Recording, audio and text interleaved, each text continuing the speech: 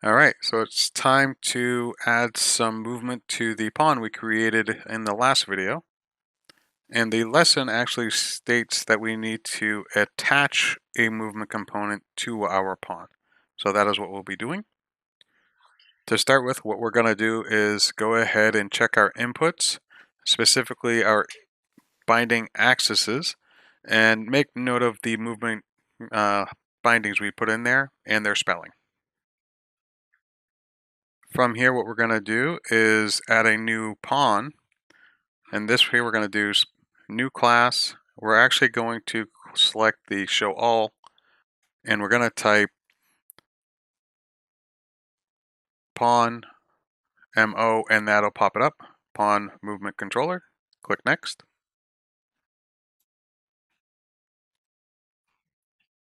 And here we're going to label it pawn mover because, well, that's what we wanted to do. Create class.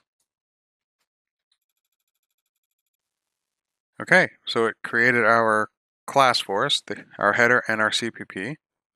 It's important to note that with the CPP, it's empty, and we're going to have to go ahead and put all the code in ourselves. But we're going to start with the header file, of course. And to begin with, we're going to enter a tick. To save some time, of course, this is a long code, so I have it pre-written. I'm going to copy it and paste it right in. The easiest way for me to explain this is it is similar to some of the other ticks we've seen in some of the other classes we've created. You know, it's simple tick component that's going to run every tick of the game. Taking advantage of that code being in the clipboard, we're going to paste it into here. And of course, we're going to make some adjustments, getting rid of virtual and adding upawn mover in front of this.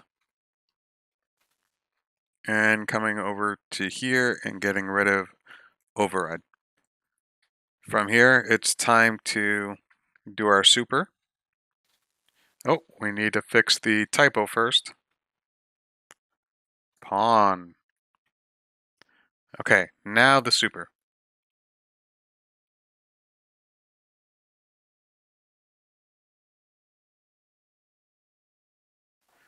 Okay, so this here is going to check if things aren't happening. So if there's no pawn mover, if updated component is false, or if skip update and delta time is true, then the result is going to be simple.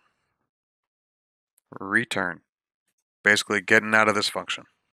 And now we're going to create an F vector. Yes, I'm speeding time up. And this F vector is going to hold our desired movement per frame. And then it's going to use some of the pawn inherited functions where it's essentially going to calculate our movement. And according to the tutorials, essentially it's going to move it to 150. Oh, this is supposed to be delta time.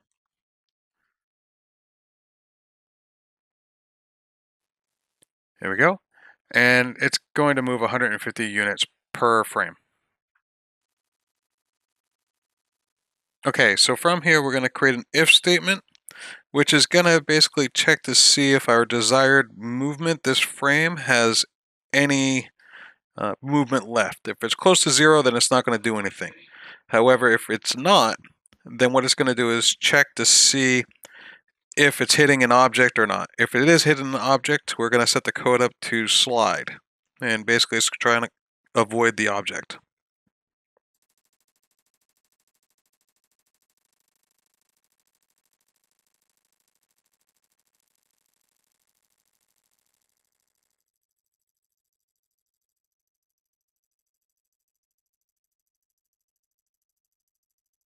All right, so like I was saying, to summarize this again, this if statement is going to go ahead and check to see if the pawn collides. And if it does, it's going to slide it along the surface. So as you can see, I'm building it now just to see if it works, if I have any errors that we need to resolve, and if not, we'll continue on. Bingo! We're ready to go. So at this point, we have the pawn mover class all set to go, and we're ready to move back over to our pawn collision class.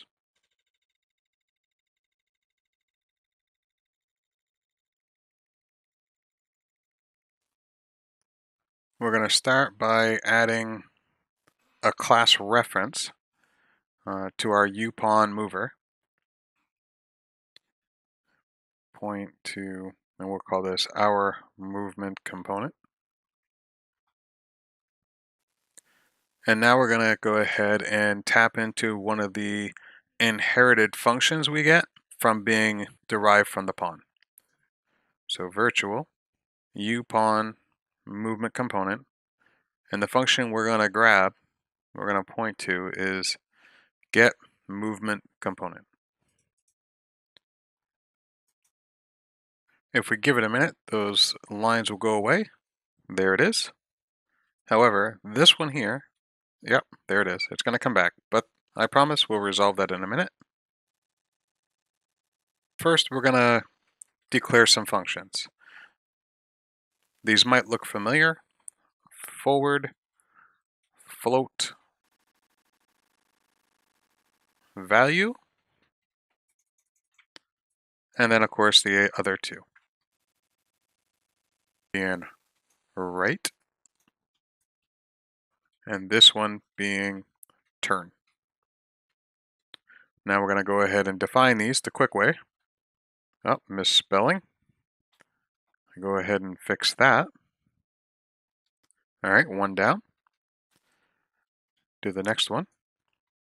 Yep, spelling's correct. There we go. Two down. And now the last. And there. All right, now it's time to go to the CPP and start to enter some of this code.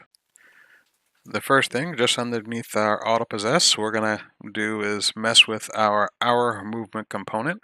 We're going to create a default sub-object of it. And it's going to be of U-pawn mover. There we go. We're going to add some text, and that text is going to be custom movement. And now we're going to add a property to our movement component. A little pointer arrow. Yes, technical term, at least for me. And this one's going to be updated component equals root component. Notice our movement component is underlined because we forgot a header. So we're going to put that right in. And of course the header is our pawn mover header. There it is, and the line is gone. Good to go. All right, so now what we're going to do is put our movements in. So the if our movement component and our movement component pointer arrow updated component equals root component, then we're going to do some stuff. Essentially, we're going to go ahead and move our character, or I should say our pawn around. So our movement component pointer arrow add input vector get actor forward vector times value. Essentially moving our pawn forward. All right, there's that. We're going to copy it and paste it right on down, and we just need to change forward to right. Okay, now time to go to the turn, and here what we're going to do is use the F rotator, create a new rotation variable, get actor rotation.